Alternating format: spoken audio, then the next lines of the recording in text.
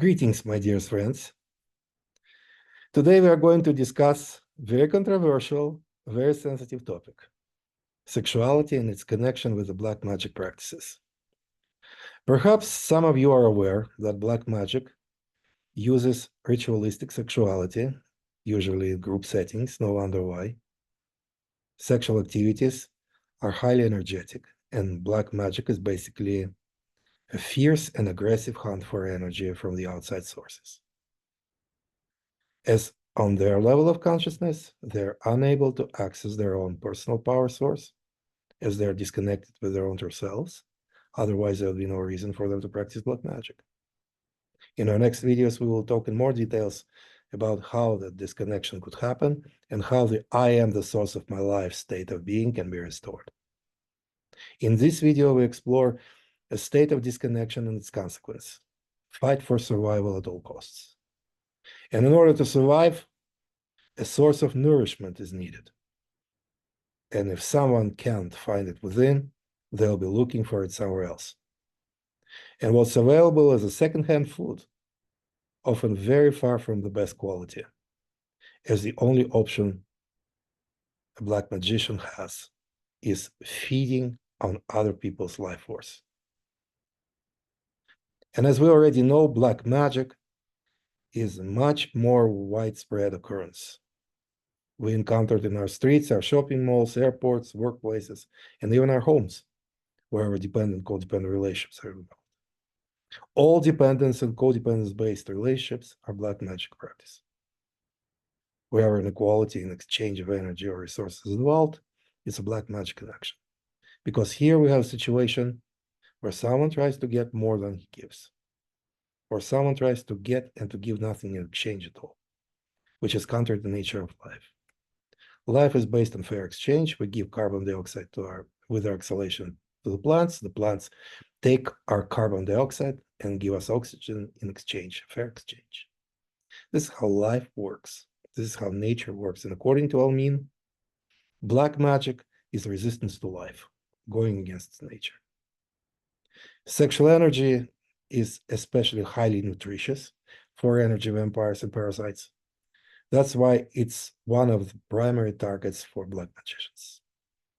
This is a reason for superabundance of informational content and commercials and mass media directed towards causing sexual reaction in the masses. There are definitely some black magic energy vampires standing behind all of this. That they collect those huge amounts of released collective sexual energy and use it as their own food source. So many light workers complain that they feel drained after experiencing too much sexual tension in public areas, being exposed to display of sexuality in various ways. And some people admit that being in a romantic sexual relationship with others doesn't make them feel good at all, but on the contrary, it ruins their lives. That's why we must watch our energy level all the time, day and night. We are going to talk about many aspects of it in our next videos.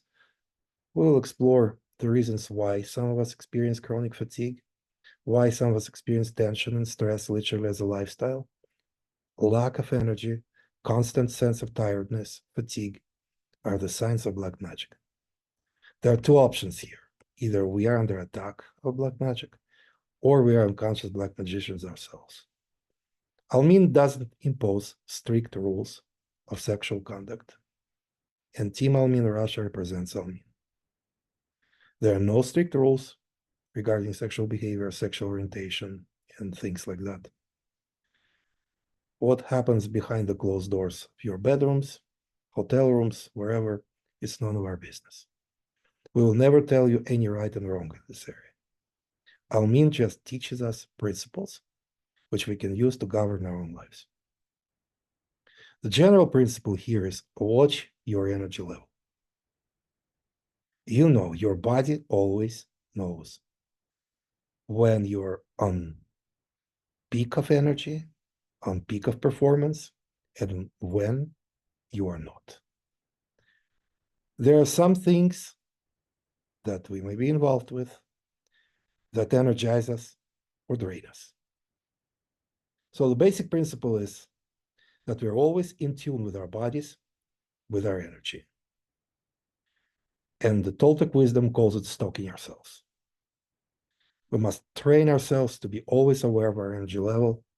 And our ideal is to always be on the peak level of energy, on the peak level of performance, all the time, or at least most of the time, to make this our top priority. For example, many of us admitted that too much internet browsing causes energy drainage. So we stopped doing it. Not because it's a rule imposed by some higher spiritual authority, but because we ourselves detected this connection between doing something and feeling something. We can do something and be involved in something that energizes and uplifts us, or we can be busy with something that drains us, or causes brain fog, emotional confusion, and physical fatigue. And you know without a shadow of a doubt when you're on peak and when you're drained.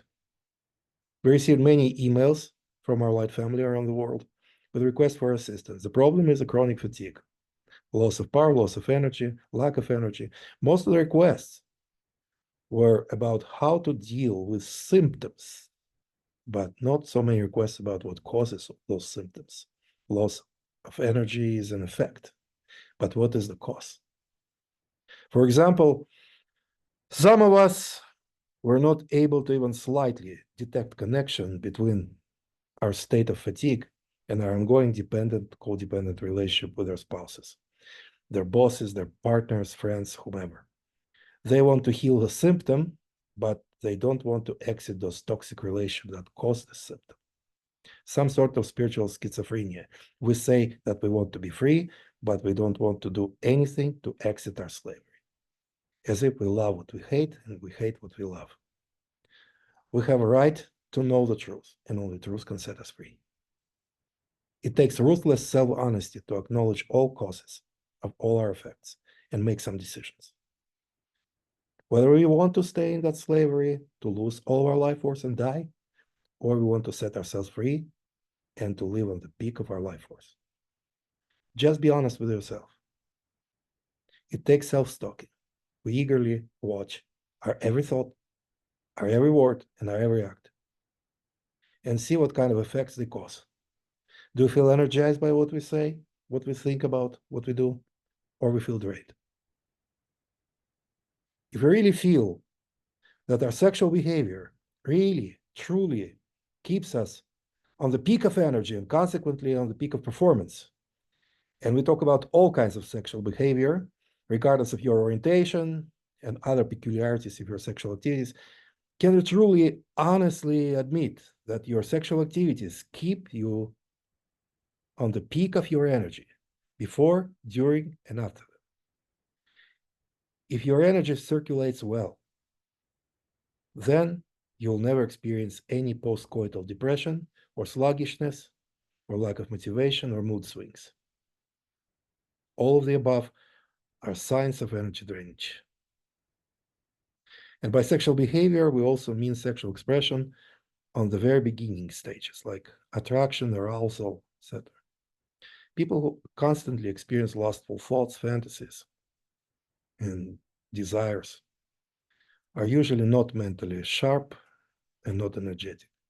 The same is with those who are in unequal sexual relationships. If our partner's energy or frequency level is lower than ours, then they'll naturally drain us. And as we know, those that take our energy are black magicians, whether they know about it or not. And if we keep providing those vampires with our life force, we also participate in black magic. If you honestly admit that your sexual lifestyle energizes you and keeps you on peak performance level, with all side effects, emotional stability, mental clarity and sharpness, etc., then you're on the right track. Enough for today. Talk to you soon.